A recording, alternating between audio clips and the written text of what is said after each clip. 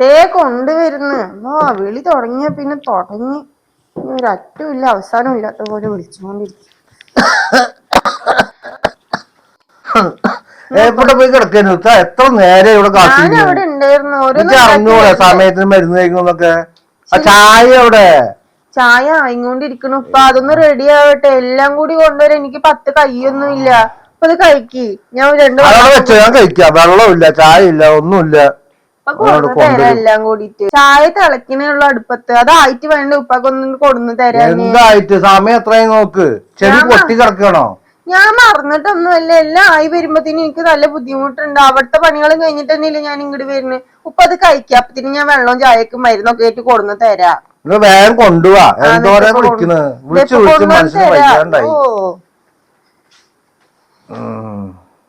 തരി നേരമാകുമ്പത്തിന് എന്തോരം കിടന്ന നില വിളിക്കുന്നു ഉപ്പ.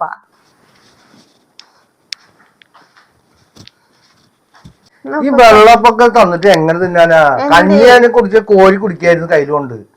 ഇതിപ്പോ എങ്ങനെ കഴിക്കാനാ വെള്ളപ്പൊക്കെ കൊണ്ടുവന്നിട്ട്? ഞാൻ വാരിത്തരാലോ. ഇനി എന്തിനാ അധികം ചീത്ത പറഞ്ഞോണ്ടിരിക്കുന്നു? എന്നും കഞ്ഞി നേരം വൈകി വരും ചെയ്യും.